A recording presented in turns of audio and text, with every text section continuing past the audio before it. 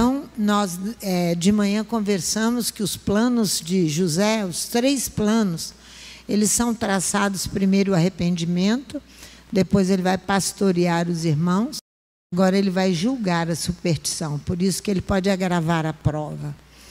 Porque, na realidade, um indouto, um incapaz, não poderia trazer o agravo. Não é? O agravo aqui é um julgamento de uma questão, de um delito muito grave. Então, por isso que ele vai usar o próprio cálice, né? Que o Egito usava.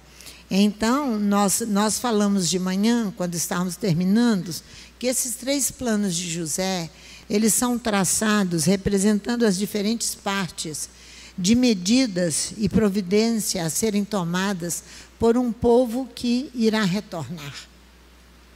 Então, se nós prestarmos atenção, nós vamos entender que todo aquele que deseja retornar precisará se subordinar a este plano de José, que vem diretamente do trono sagrado de Adonai para as nossas vidas. Então, se nós o seguirmos verdadeiramente, nós conseguiremos julgar o idólatra, o feiticeiro, que o profeta Malaquias diz que antes, no capítulo 3, ele fala que nós seremos lavados, purificados, livres de toda impureza, e assim estaremos aptos para julgar aquele que pratica a injustiça, que é injusto com seu irmão, aquele que pratica a idolatria e todas as suas várias ramificações de idolatria, e os feiticeiros, e aquele que rouba, e tudo isso aí.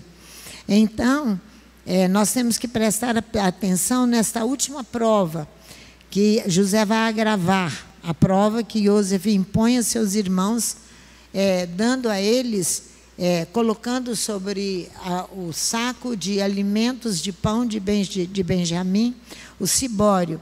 Ele vai se impor com esse vaso dotado de poderes mágicos, que é um verdadeiro, que eu terminei assim, é um verdadeiro instrumento de governo sem Adonai, de governo sem Torá. É um verdadeiro instrumento de governo.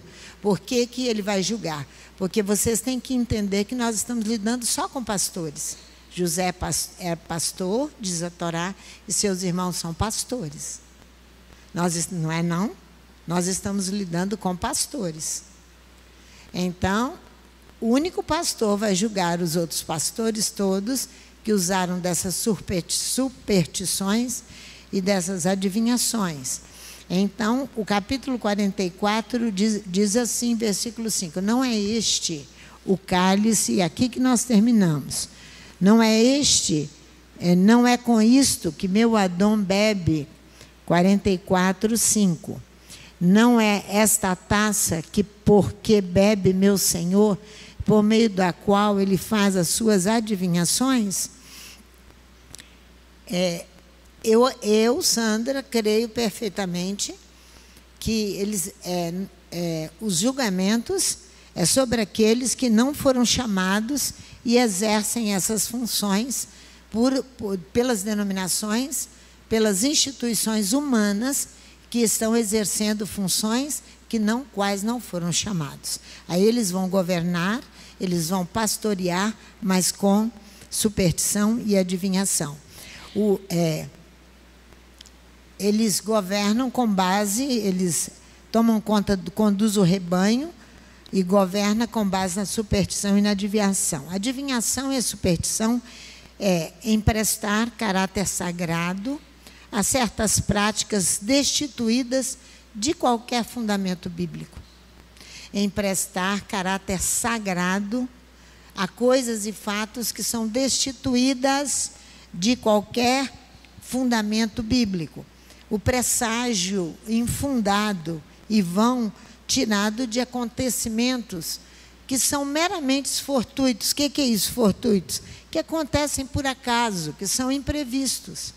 Aí você se baseia, isso é comum, isto é comum, mas toda hora é comum. se basear, chama infortúnio. Quando você se baseia nisso aí, tira desses acontecimentos que acontecem por acaso, são casuais, é uma identificação com uma superstição. Exemplo, a vasilha emborcada, que vocês conhecem muito bem, que eu sei que vocês não praticam isso, mas tem outras coisas que nós praticamos sem saber. O número 13, que nós vamos falar agora mesmo, porque nós vamos encontrar o carregador de agravo, que é Adonai, no capítulo 34 do Êxodo. É ali que você vai encontrar o agravo, pena grave, o agravo, a falta e a carência. Você vai encontrar isso em Êxodo 34. E é lido nas sinagogas em Yom Kippur, esses 2 versículos, onde os rabinos se ajoelham e oram e choram, pedindo perdão divino. Todo ano. O excesso de zelo pela tradição. O excesso de zelo pela tradição é uma superstição. O excesso, vou repetir, de zelo pela tradição é uma superstição. Nós aqui, eu acabei de conversar com a Isabela ali e disse para ela, se você não deixar, se você não seguir um só rabino, em obediência à voz dele, que diz em Mateus capítulo 23, que há um só rabi, ele é o Mashiach, ele é o rabi. E se você não deixar de seguir vários rabinos, você vai enlouquecer. Vai ficar o seu interior um turbilhão. Um turbilhão. E vai seguir todas as superstições que eles propõem. O Rabino Yeshua deixou tudo escrito para que nós não seguíssemos exatamente isso aí. Então eu tenho que ser firme, determinado, para que eu possa obedecer a Adonai. O cibório é o vaso sagrado. No catolicismo, é onde se conservam as hóstias. É o cibório. Lembra da hóstia que eles comem? É o cibório. As hóstias sagradas. É o baldaquino onde se cobria um altar-mor. O altar principal da igreja. Esse pano aqui, ó, que cobre o altar-mor. Começa a dizer que encostou nele, que você ficou elétrico. Uá! Vocês sabem disso, gente. Isso não estou falando algo extraordinário para vocês. É isso mesmo, isso é o cibório. Isso, por que então José agrava a prova dos irmãos? Para testá-los. Para ver se eles continuariam exercendo o pastoreio da forma que eles estavam exercendo, com superstição e adivinhação. A Alba me perguntou lá embaixo, pastora, como é que eu vou saber que um casamento vai dar certo? Falei, só você perguntando a Adonai, porque eu não sou adivinha, nem supersticiosa. Você senta lá em cima e vai ouvir a palavra. É isso aí, como é que eu vou saber? Eu vou viver de infortúnio, de acontecer, eu vi o Benjamin é lindo, a Biandra é mais linda ainda, vai dar um casal lindo. Vão ser felizes. Eu estou julgando pelo que eu estou vendo e tirando ali uma metodologia minha para achar que a coisa vai dar certo. Toda superstição constitui uma impureza grave. Toda superstição constitui uma impureza grave para todo aquele que a pratica. Geralmente é realizada por todo aquele que não foi chamado para pastorear e para profetizar. Sabe por quê? Agora, o título mais alto aí no meio do cristianismo é o apóstolo. É o apóstolo. Então, as pessoas querem título. Você quer ver o que fala o profeta Zacarias sobre essa questão? Vamos lá. Zacarias, capítulo 13. Por que José entra quente nisso aí, até que ele se faça, até que ele seja convencido pelo sopro sagrado de que Judá estava falando a verdade. Judá estava ali com raciocínio a fortiori, uma terminologia italiana, que significa um raciocínio forte que convence. Um raciocínio forte que vai convencer. Olha aqui Zacarias, para você ver, no capítulo 13, de 1 a 6. Naquele dia, que dia é esse? Que dia é esse? Naquele dia, no final dos dias, haverá uma fonte aberta para a casa de Davi e para os habitantes de Jerusalém contra o pecado e contra a impureza. Os habitantes de Jerusalém, por quê? Pelo excesso de tradição. E a casa de Davi, pelo excesso de superstição também.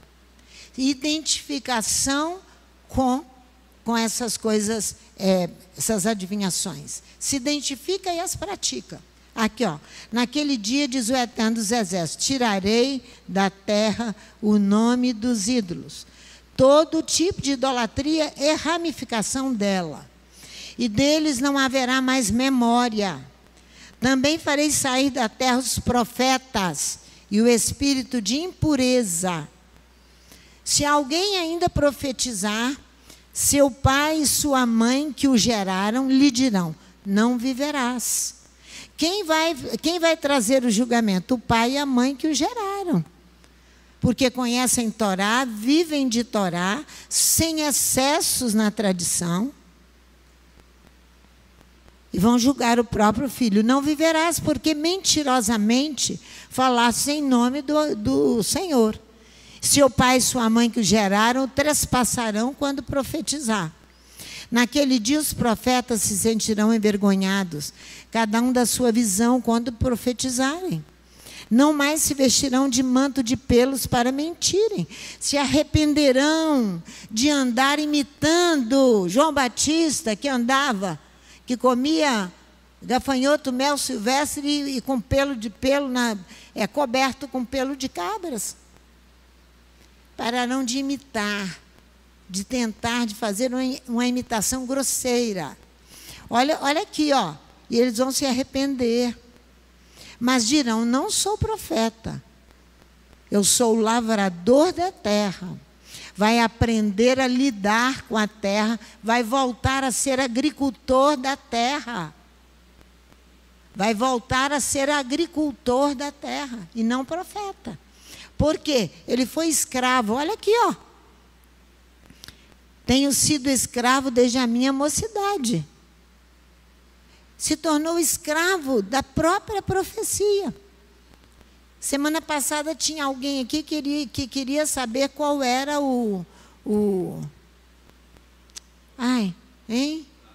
qual era o oráculo que tem. Sabe o que é oráculo? Vocês não sabem?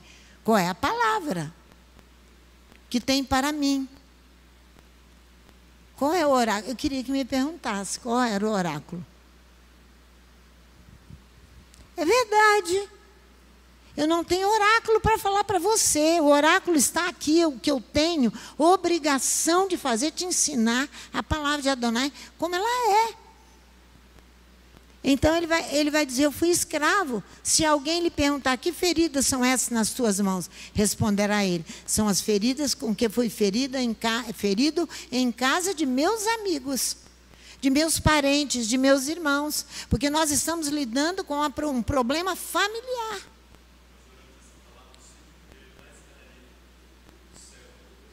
Ali, o Léo está lembrando, ali na escadaria do céu, aqui, ó, na comunidade da Fonte Grande, nós oramos essa palavra há muito tempo. Quando você chega no Nordeste, eles cospem você toda de tanta profecia. É verdade, gente. Por isso que quando eu estava na congregação, eu perguntei, aonde estão os homens aqui? Que não tem homem aqui, só tem mulher. Ah, eles não vêm. Por que eles não vêm? Porque elas não estão cuidando dos seus maridos e orando por eles, para que eles venham cumprir as suas funções sacerdotais. É isso aí. Então aqui você viu o que vai resultar disso. É a própria família. José está exercendo isso que está aqui, ó. Quando ele agrava a prova dos seus irmãos. Vamos dar início à prova que Iosef agrava. Gênesis 44, 1. nós já lemos de manhã, ele vai ordenar aquele que cuida de sua casa, olha lá, Gênesis 41, aquele que cuida da sua casa, aquele que estava pastoreando seus irmãos. Pela boca de Iosef. Quem era o pastor era Iosef. Mas ele estava trabalhando ali com Iosef, sendo a boca de Iosef. A Torá deixa isso bem claro. Olha aqui, ó. Olha o capítulo 44. Deu José esta ordem ao despenseiro de sua casa. Ele é aquele que ordena e cuida de sua casa. Enche de alimento as sacolas dos homens, tanto quanto puderem suportar. Põe o dinheiro de cada um na boca da sua sacola. Olha o 2. E meu cibório, o cibório de prata, tu porás na boca da sacola do menor, com o dinheiro de suas provisões.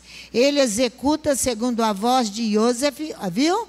Ele realiza o ato segundo a voz de Iosef. Ele está lidando com pastores. Iosef é pastor e os irmãos também. Vai lá no capítulo 37 de Gênesis, que você vai encontrar lá. Olha só. Segundo a voz de Iosef, como ele havia falado.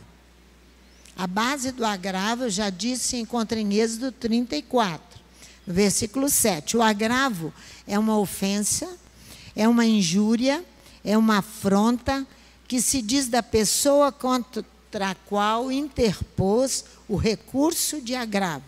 Ela é vítima de agravo. Geralmente acontece no meio familiar. Geralmente. Torna mais grave, mais pesada a carga, mais difícil de suportar. O indivíduo já está achatado como estavam os irmãos de José. José vai trazer um agravo sobre a situação. Já estavam agravados. Já estavam penalizados por aquilo que fizeram, tumultuados interiormente pela culpa. José vai agravar a questão. Ele torna mais grave, mais pesada a carga, mais difícil de suportar. Agravar os erros e seu mal. O agravo é um delito que se comete com premeditação. Então, José não premeditou isso, premeditou. Mas por que ele vai fazer isso? Porque ele tinha autoridade para fazê-lo. Ele estava julgando uma situação grave, que a Torá ensina que o supersticioso, o feiticeiro, ele tem que morrer.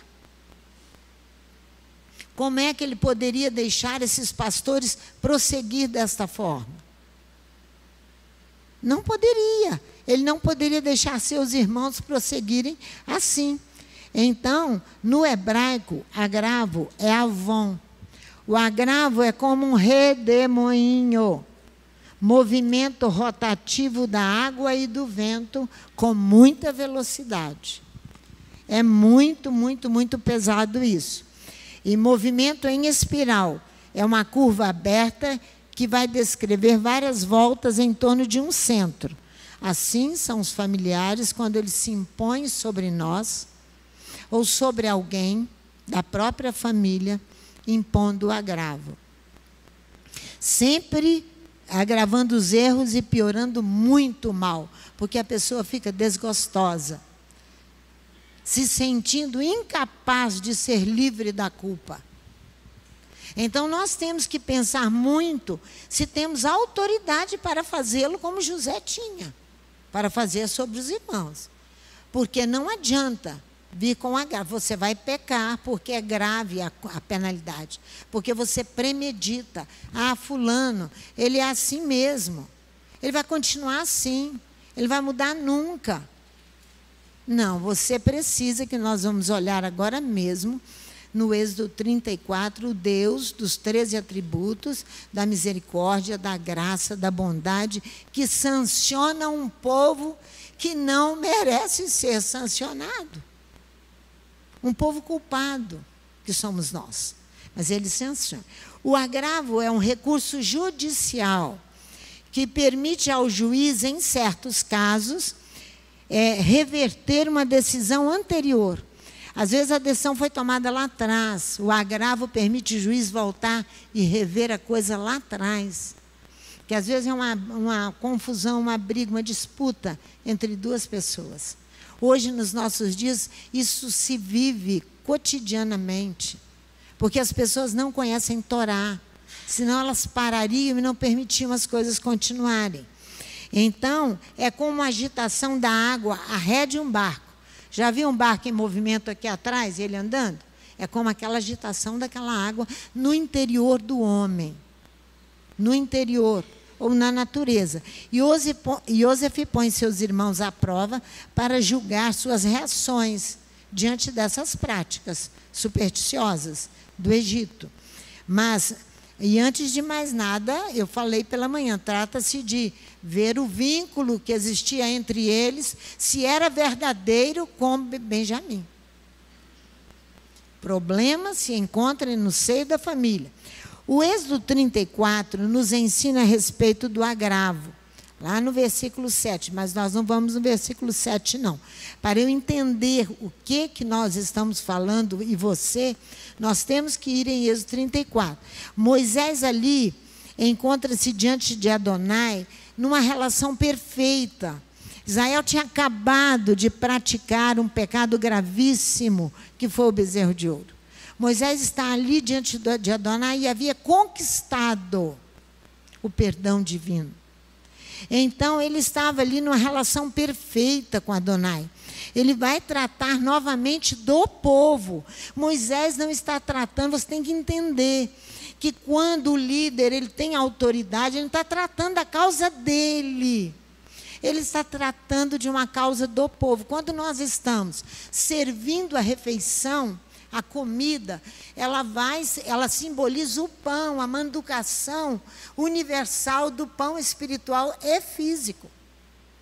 Então, quando nós pedimos para a cozinha, por isso que nós ficamos assim, porque não falta nada, tem em abundância. Não é por isso que você vai parar de dar, não, tá? Mas nós temos em abundância. Então, por quê? Porque nós não estamos suprindo necessidade da nossa cozinha. Aqui dentro da Beit. É a Beit que sustenta lá. Nós não estamos fazendo nada para nós. Nós estamos fazendo para o povo. É a mesma situação de Moisés.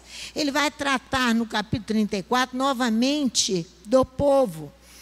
Já que Moisés progrediu muito no relacionamento com Adonai. O crime, o castigo e o perdão pelo pecado do bezerro de ouro desembocam na glória de Adonai e são seguidos pela revelação dos 13 atributos divinos, pela restauração da aliança com Adonai. Que a traição do povo havia rompido a aliança, havia quebrado a aliança. Então, foi uma situação grave, gravíssima. O relato vai prosseguir no Êxodo 34, de 1 a 10, contendo o mandamento que o homem deve cumprir. Por quê? Porque ele tem o dever de imitar Adonai. O homem, você e eu, nós, temos o dever de imitar Adonai. Mesmo com toda a nossa imperfeição. Nós temos o dever. Maimônides escreve assim: a suprema virtude do homem é ser semelhante a Adonai. Assim como ele é matricial, deve ser o homem também matricial.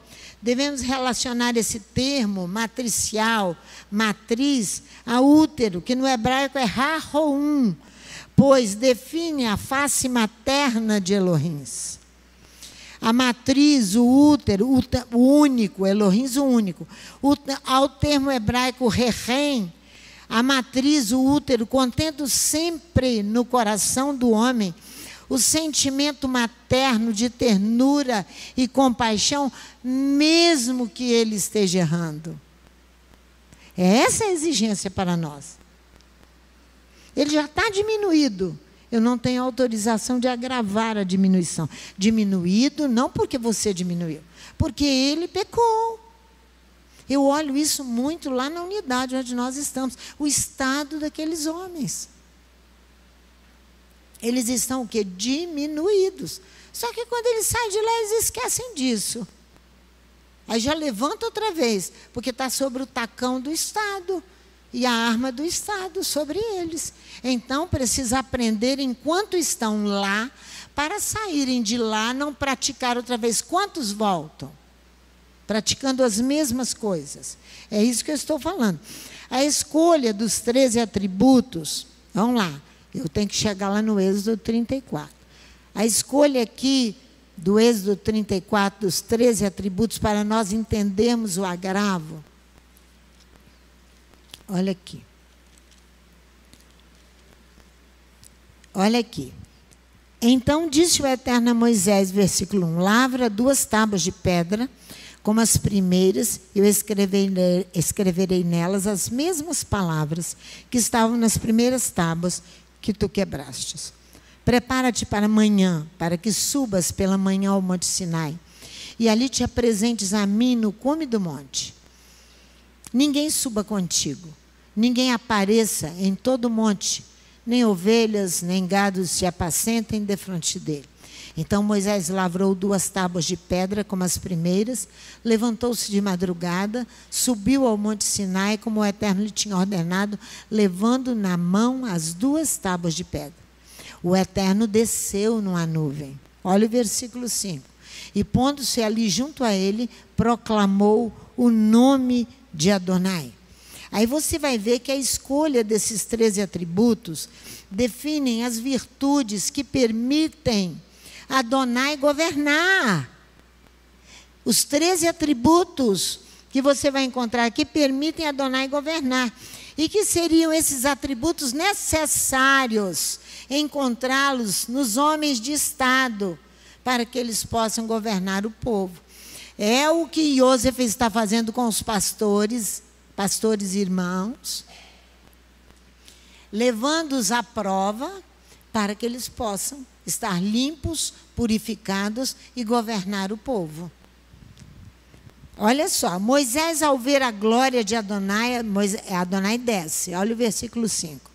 Ele desce. Moisés, ao ver a glória de Adonai, ele se joga no chão. E dizem-nos os rabis que ele implora a absolvição das faltas de Israel, quando ele se joga no chão, Moisés. Daí vem o costume dos hebreus, no dia do perdão, Yom Kippur, de proclamar numerosas vezes, Êxodo 34, versículo 6 e versículo 7, ajoelhando, caindo ao chão para melhor implorar o favor de Adonai em favor do povo. Favor de Adonai em favor do povo. Olha só o versículo 6. Adonai passa sobre suas faces. E ele clama, Adonai, Adonai, El Matricial. Ele vai falar aqui 3 vezes. El é Adonai, Adonai, El Matricial. Aqui, ó, aqui está, Senhor, Senhor, Deus misericordioso, agraciador e longo de narinas, abundante em bem-querer e verdade. Os 13 atributos que vão se desenrolar aqui, divinos, vão ser revelados de tal maneira que Moisés tem condição total, e você também tem, de transmiti-los ao povo. Aquele o qual Adonai separa para fazê-lo, tem condição de transmitir ao povo, para que o povo aprenda, para que o povo guarde. Eu estou lá estudando, eu fico, Pai, em nome de Yeshua, ajude o teu povo a sentar-se e aprender e memorizar aquilo que nós estamos aprendendo, porque eu aprendo junto com vocês. Junto. O número 13 aqui é ensinado como equivalente à soma das letras das palavras no hebraico errade, que significa unidade, que é igual a 13, e a raba, amor, igual também a 13. O total é 26 dessas 2 palavras, sendo igual à soma do tetragrama Adonai. que é 26. A soma de IH, VH vai dar 26. Então, o nome Adonai já tinha sido revelado a Moisés lá atrás, no capítulo 3 do Êxodo, e é repetido aqui. Vai lá no capítulo 13 do Êxodo, capítulo 3, não 13, 3 do Êxodo, comigo. Depois nós voltamos aqui.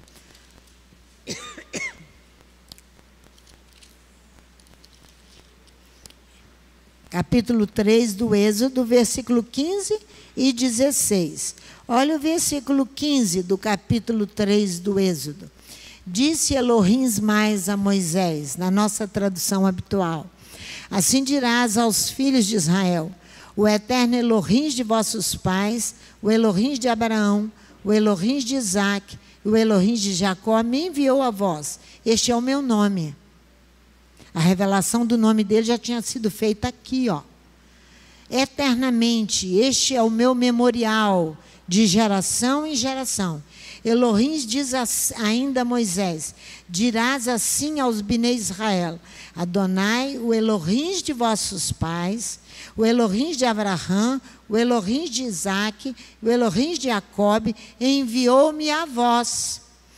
Eis meu nome em perenidade. Eis minha memória de ciclo em ciclo. Olha o 16. Vai, reúne os anciãos de Israel e dize-lhes: Adonai, o Elohim de vossos pais, se fez ver a mim, o Elohim de Abraão, de Isaque e de Jacó, para dizer: eu vos sancionei vós e aquilo que se faz em Egito. Ele repete: eu vos sancionei a vós e aquilo que se faz ao Egito. Aquilo que se faz em Egito. Sancionar no hebraico é pagad, que significa visitar para recolocar em ordem e restabelecer a justiça. Aí vocês acham que vai ser sobre qual sanção, qual justiça que vai se estabelecer à volta do Mashiach? Vai ser diferente do que está escrito aqui? Não. É sobre o nome poderoso de Adonai, aquele que sanciona o culpado, aquele que sanciona o culpado e que vai restabelecer a justiça. Sancionar é isso. A palavra no hebraico, na sua acepção mais ampla, significa prescrever.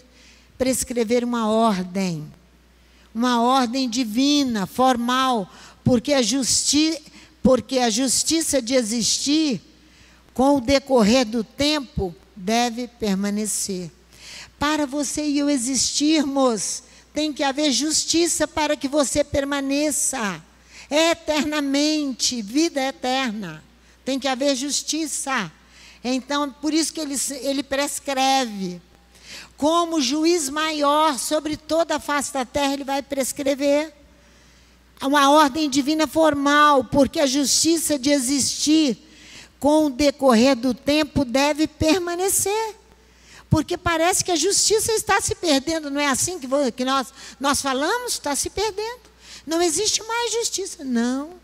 Adonai, o Supremo Criador de todas as coisas, já prescreveu, já deu a ordem.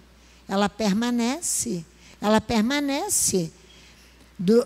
Elohim decide com relação a um povo.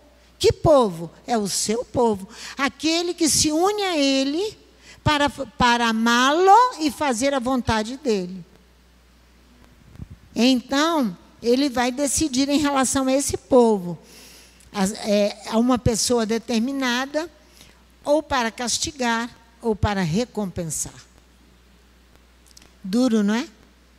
Castigar os ímpios, que vocês leram de manhã, que eles serão como um vento, que é levados pelo vento como palha. Vocês aprenderam isso de manhã. Adonai está com Moisés, que além do mais, tem um povo com ele. Adonai está com Moisés. Adonai está com você quando você se preocupa com o povo. Leonardo disse aqui uma coisa para nós.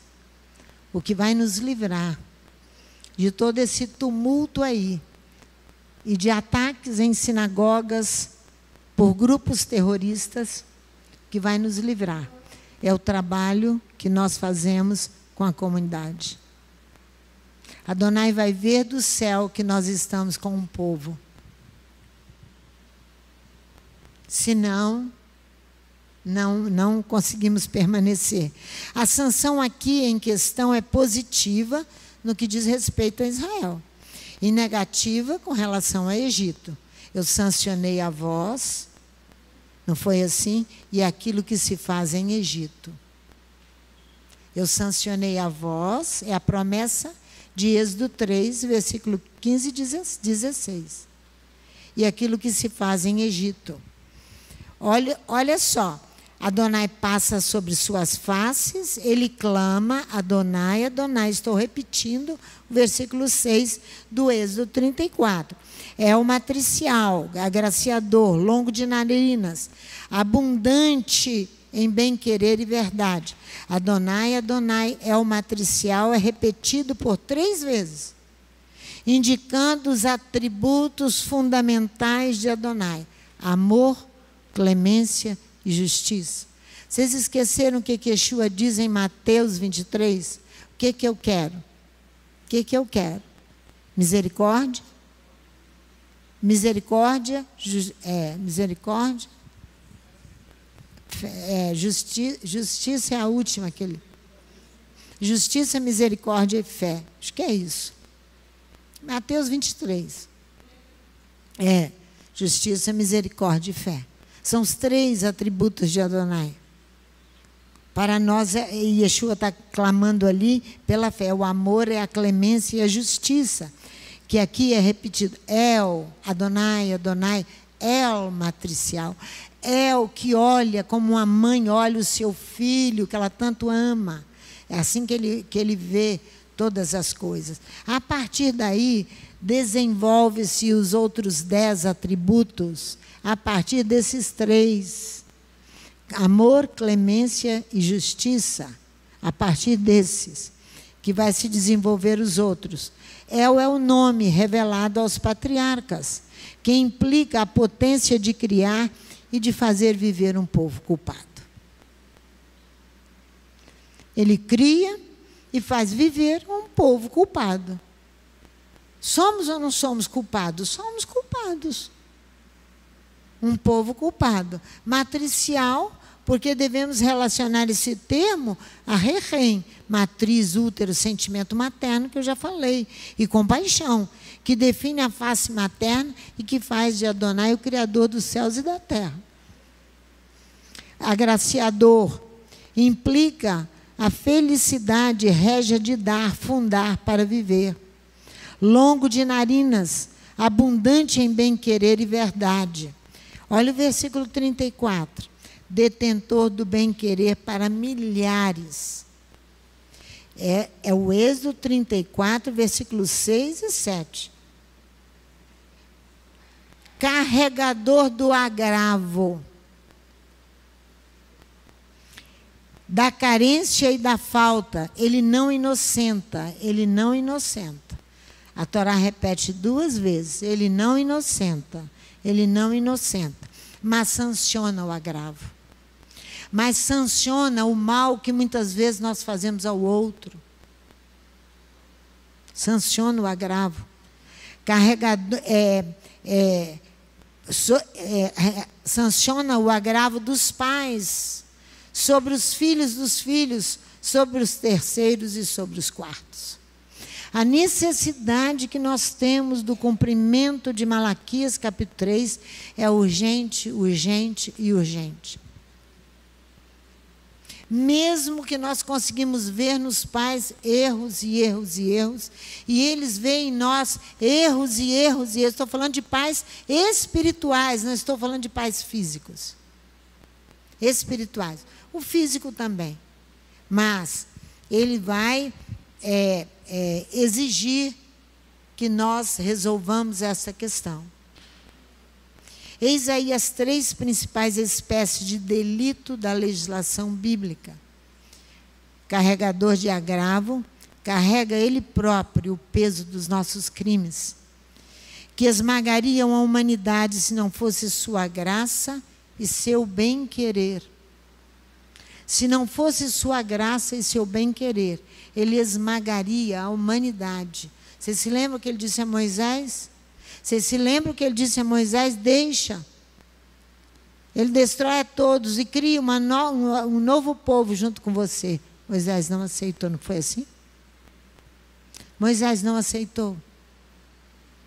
Então Moisés não teve dificuldades e dificuldades e dificuldades em governar o povo, em pastorear o povo. Então os pastores que estão nessa dificuldade de superstições e de adivinhações, crendo em infortúnios, eles precisam ser julgados. Você vai ver ali, que nós vamos voltar ali. Sanciona o agravo, ele pune. É a única possibilidade de reconduzir um culpado a alguma justiça. Ele sanciona o agravo. É a única possibilidade de conduzir o culpado a alguma justiça. A história do crime de Davi ensina isso perfeitamente. A construção de Natã com Davi, no texto de 2 Samuel, capítulo 11, é 11, né? A construção do texto ali, se você ler devagar, você vai entender isso aqui, que ele sanciona o agravo. Seu perdão, o perdão dos castigos que Davi sofre, e o castigo que Davi sofre. Mesmo assim, é exemplar Davi a esse respeito. Ele é exemplar, ele recebe o perdão, ele é castigado pelos seus crimes, mas ele sofre horrivelmente, mas ele é exemplar na forma que ele se comporta com essa questão. O homem perdoado não é dispensado das consequências do seu erro. Não é. Não é dispensado de seus atos, mas suportará sem desespero, em espírito de submissão, confiante em Elohim. Ele suportará. Ele perde aquele vício todo que ele tinha e deixa morrer no seu interior aquele homem que fala mais alto que os outros e que quer ter uma multidão de ovelhas para levar para o inferno. Porque se ele não foi chamado para fazer aquilo ali, ele vai manter os governos atrás dos panos, como muitos mantêm aí. Eu ouvi semana passada sobre algumas prefeituras do complexo da Pentápole de Vitória. Pentápole, porque são 5 cidades, né? Vila Velha, Viana, Serra e Cariacica e Vitória. Menorzinha é Vitória. É uma Pentápole. Algumas prefeituras dominadas pelos pastores, sendo governada pelos pastores. Péssima coisa. Péssima coisa. Algumas, eu disse algumas. Esses 13 atributos constituem mandamentos que o homem deve cumprir. Olha o versículo 9 do Êxodo 34. Ele diz, Moisés, se eu encontrei graça, Êxodo capítulo 34, o versículo 9. Se eu encontrei graça aos teus olhos, olha a humildade desse homem que caminhava cada vez mais para a perfeição. Versículo 9 do Êxodo 34. Senhor, se agora achei graça aos teus olhos, vá o Eterno no meio de nós. Adonai, então, que ele vá, Adonai em nosso seio. Sim, é um povo duro de nuca. Sim, é um povo culpado, duro de nuca, difícil. Perdoa nossos agravos, nossas faltas e possui-nos. Isso é Moisés aqui falando. Aqui você vai voltar comigo na Paraxá, e ele aproximou. Êxodo capítulo 44. Gênesis capítulo 44 até o 45. A partir do versículo 18. Então Judá se chegou a ele e disse: Ah, Senhor meu, está falando com José.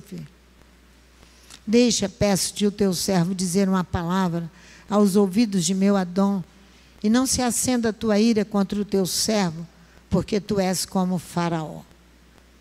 Meu senhor perguntou aos seus servos: tem de vós pai, o irmão?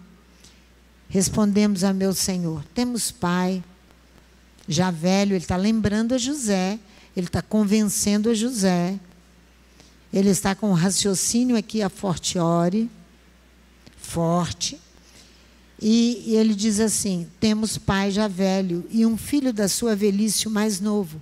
O seu irmão é morto, e ele é o único de sua mãe, e seu pai o ama. Então dissesse aos teus servos: trazei-o a mim, para que eu ponha os olhos sobre ele, sobre Benjamim. Respondemos ao meu senhor: o moço não poderá deixar seu pai. Se deixar ao seu pai, este morrerá. Então dissesse aos teus servos: se vosso irmão mais novo não descer convosco, nunca mais vereis a minha face. José continua agravando a prova deles. Disse nosso pai: tornai, comprai-nos um pouco de mantimento. Nós respondemos: não poderemos descer, somente se nosso irmão menor for conosco, desceremos. Não poderemos ver a face do homem, se nosso irmão menor não estiver conosco. Então nos diz teu servo, meu pai: vós sabeis que a minha mulher me deu 2 filhos. Um se ausentou de mim, e eu disse: certamente foi despedaçado, e não o vi mais. Se agora também me tirardes a este, e lhe acontecer algum desastre, fareis descer as minhas cãs com tristeza à sepultura. Agora, pois, indo eu ao teu servo, meu pai, e não indo o moço, visto a sua alma estar ligada com a dele, acontecerá que, vendo ele que o moço ali não está, morrerá. E teus servos farão descer as cãs de teu servo, nosso pai, com tristeza à sepultura. O teu servo se deu por fiador pelo moço para com meu pai, dizendo: Judá se põe como fiador, eu pagarei a conta. Dizendo: se eu não tornar a trazê-lo, serei culpado para com meu pai todos os dias da minha vida. Ele fala: agora, pois, fique teu servo em lugar do moço, por escravo de meu senhor, e que suba o moço com os seus irmãos. Por causa do cibório que se encontrou na sacola de Benjamim. Como subirei eu ao meu pai, se o moço não for comigo? Não me permitas ver o mal que se abaterá sobre meu pai. Ele convence aqui a José. José vai ceder. Então José, não se podendo conter diante de todos que estavam com ele, clamou: fazei sair a todos da minha presença. E ninguém ficou com ele quando José se deu a conhecer a seus irmãos. E levantou a voz em choro, de maneira que os egípcios o ouviram, bem como a casa de Faraó. A coisa foi realizada dentro de um padrão sagrado.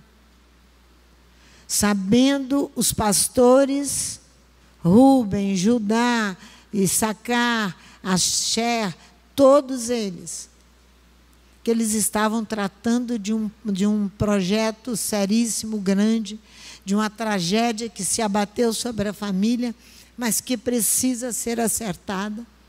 E foi acertada sobre uma grande comoção e uma grande verdade, acompanhada pelo sopro sagrado, conduzindo tudo.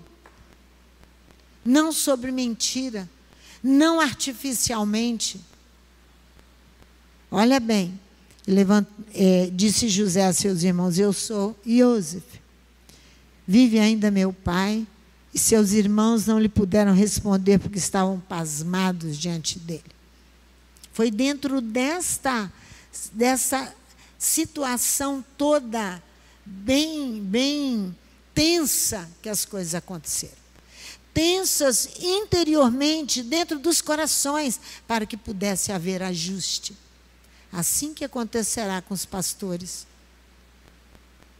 Assim que acontecerá. Assim que acontecerá. Se eles se submeterem a serem pastoreados pelo único pastor, eles sairão desta confusão que nós nos encontramos. O único pastor que virá e que ajuntará o rebanho e que conduzirá todos esses pastores. A palavra do Eterno diz que Ele é o único, o Messias, o pastor de Israel. Que o Eterno nos abençoe, para que nós possamos ver as questões espirituais no nível elevadíssimo que ela se encontra e trazendo-as para os nossos dias, para que nós não venhamos a nos submeter a questões os quais são apenas sortilégios, são apenas adivinhações, não tem nada de base bíblica. Que o Eterno nos abençoe, nos dando uma semana de paz e de muita gratidão diante dEle, por tudo que Ele tem nos dado. É o que eu peço para todos nós, em nome de Yeshua, o Mashiach. Amém.